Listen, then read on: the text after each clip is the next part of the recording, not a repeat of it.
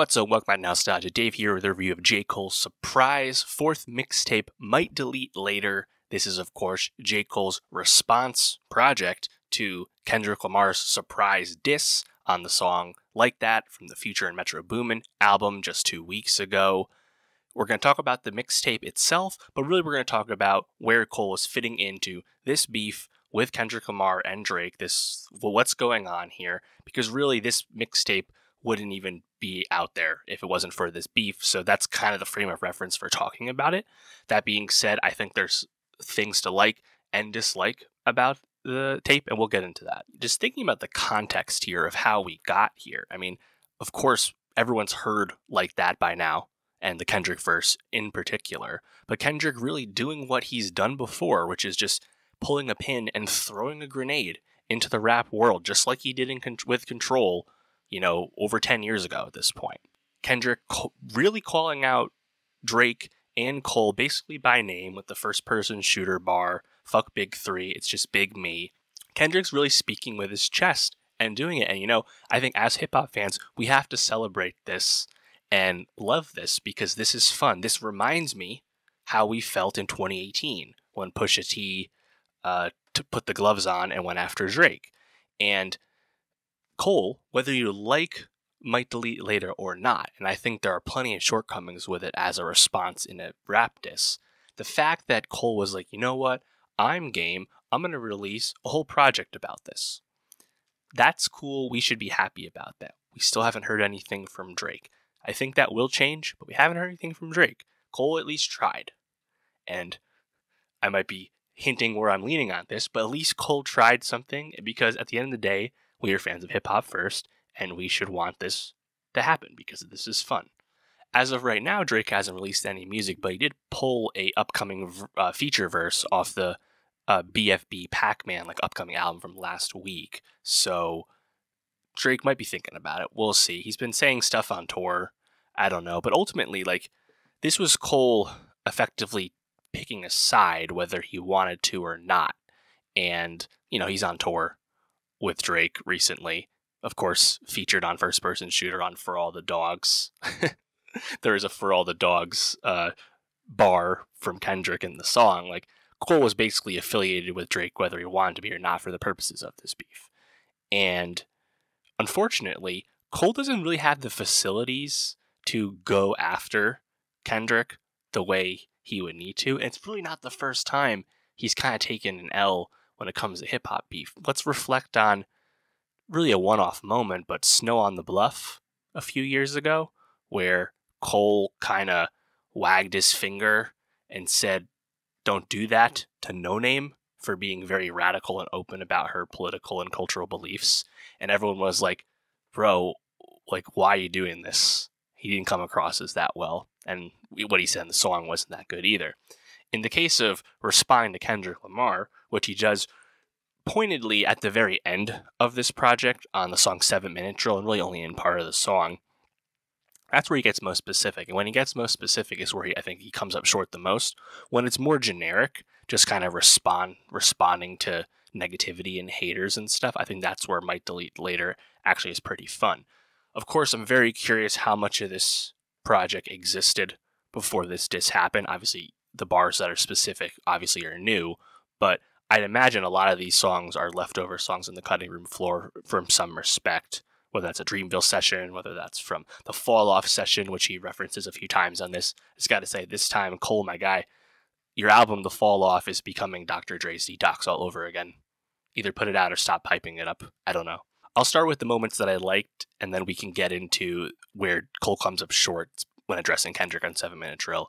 So I think the best part of this tape is definitely the beginning, 3 songs. Pricey, Crocodile Tears, and Ready 24. So Pricey just starts off right away. It's very fun. It's a very hard flow from Cole. Obviously, we know he can go hard when he wants to, and it's some of the best versions of Cole you can get. The drums, the bass, that song goes great. And a lot of fun guest spots on there, of course. Ari Lennox of the Dreamville camp, as well as Young Dro, and a little Gucci Mane outro as well. Crocodile Tears, I love the keys on that. That's where your first Fall Off reference comes from, but the bass drop on that song in that beat I think really goes. To me, though, the clear highlight on Might Delete Later has to be Ready 24 featuring Cameron. Yes, Killa is on this, and the beat for Ready 24 so clearly is trying to invoke the Diplomats. Oh boy, like those vibes are there, and those vibes are fired. That song goes. I think Cole sounds amazing on the beat. That song is really hard. And when Cameron shows up, he sounds right at home as well, unsurprisingly. Diplomat vibes. He sounds great, and I love some of his bars. You got to keep 6 feet before the COVID hit. Fucking great. That song's great, and I kind of wish that song was released independent of this beef context, because that's a song that I think deserves like a long runway as like a rapping ass rap Cole hit. From here though is where the tape really starts to quickly fall off for me, pun intended, where Huntin' Wabbits, it's just kind of a dull trap beat, lethargic performance from Cole, quite the come down from how great Ready 24 is. HYB, I think Boz is pretty solid on the feature. Central C verse is the most interesting part about it. Happy for my guy Sench getting that look there. Sticks and Stones is hard, but not as hard as Ready 24. I gotta say though, there's a bar on there that I thought was kind of ridiculous in the classic Cole saying dumb shit type context. Seen plenty of bodies trembling, resembling Cam Reddish, so full of potential, but never given a real chance to develop. Can we stop with the Cam Reddish shit? Cam Reddish is just not that good. Can we stop lamenting the guy? My God, it's just a stupid bar. Ultimately, though, I think that song, like, lyrically from Cole, he's just kind of rambling, you know, and, like, Cole is very prone to saying dumb shit and just half-deep shit, preachy shit. We know this, and I think that's kind of what happens on that song. The song Pie, you know, you have Daylight and Absol on there. Absol, notably someone in the Kendrick camp. Interesting. But some of the worst bars ever from Cole, just like some blatantly transphobic stuff on there. I mean, I don't know why the heck that's there. It's a pretty fucked up thing, the way he's trying to frame it, especially if it's in a diss context. Like, it just doesn't come across as a good look at all. 3001, I thought was pretty cool. Shout out Childish Gambino. On 3001, you get J. Cole referencing the fact that this is actually Cole's first release, not affiliated with Roc Nation. J. Cole getting his masters back in totality, reflecting on how much money he made for the other company, but then, you know, resting his case with, well, business is business, he gets it kind of thing. Interesting. Like hearing that kind of introspection about someone's career in rap, always cool. Trade the Truth into Ibiza, kind of funny storytelling, I guess. But then you get 7-minute drill, right? 7-minute drill, the first part, it's more generic. The first part's more generic lyrically, but then you get the beat switch up, Conductor Williams flipping in. You kind of know the gloominess that we expect. Shout out Westside Gun. And that's where Cole really tries to address Kendrick dissing him by trying to diss Kendrick back. And he does it in the most Cole way possible, honestly, because it's kind of complimentary, it's almost respectful, and it kind of makes you feel like Cole doesn't really have his heart in this. He's not a beefer, right? But people are comparing it to the way Jay-Z went after Nas on Takeover by going through the discography.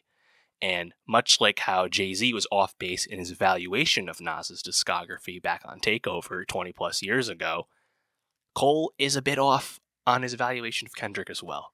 Just from Cole's mouth, your first shit was a classic, your last shit was tragic, your second shit put dudes to sleep but they gassed it, your third shit was massive and that was your prime, I was trailing right behind and now I just hit mine. Your last shit was tragic. Okay. Speak with your chest, dismiss the morale. I think that's actually fun. I wish you went a little further with that. The problem, though, of course, is saying that your second shit put dudes to sleep. What are we talking about here? To Pimp a Butterfly is one of the most celebrated rap albums of all time. Okay, and it's not like Kendrick Lamar is not some commercial behemoth. This is a guy who sells out arena shows just as successfully as J. Cole. So I just don't really understand your point of view. Kendrick was just talking shit and saying he's the best. But Cole is trying to do this like calculated breakdown of why Kendrick's capping. You know, Cole, again, prone to say some dumb shit. Well, you did it here, my guy. I just don't think Cole went as hard at Kendrick the way Kendrick went hard at them. It's fine. Again, I'm happy Cole tried, happy Cole participated, and I'm hoping Drake follows suit as well because, again, this is fun. I can enjoy a song like Ray 24 and think it's great, but also think the actual specific diss response stuff is not that good. Ultimately, I think J. Cole's surprise mixtape, Might Delete Later, is successful when it's least interested in addressing Kendrick Lamar. A song like Ready 24 featuring Cameron, that shit goes so hard. The beat is amazing. Killa Cam sounds great. Big Diplomats vibes on that song. Sounds good. Unfortunately, when Cole tries to get more specific on the last song, 7-Minute Drill, and try and break down Kendrick Lamar's discography in the form of a diss, it just doesn't sound like Cole has his heart in it. He's not actually throwing that big of a punch, and he's almost like half-assed in his ability to try and respond to the diss. It's just not Cole's strength. He's not been the best disser in the past. Again, shout out No Name. I'm happy Cole tried. I'm happy that he participated because at the end of the day, hip hop beef is fun. The way the Kendrick random grenade on Like That was fun. But I just don't think Cole really brought it when it came to the diss response stuff. But there's some fun stuff here on a surprise mixtape that came out of nowhere. So I can't complain. But yeah, let me know, where are you sitting with this beef? Obviously, a lot of the dumb Cole stands, as we know, are going to be like, yeah, oh yeah, To Pimp a Butterfly stinks. You know, I'm not interested in that opinion. If that's your opinion, please leave the comment below. Tell me how dumb you are. But generally, like, how are you feeling about this? What do you want to hear from Drake? I mean, how are you feeling about this?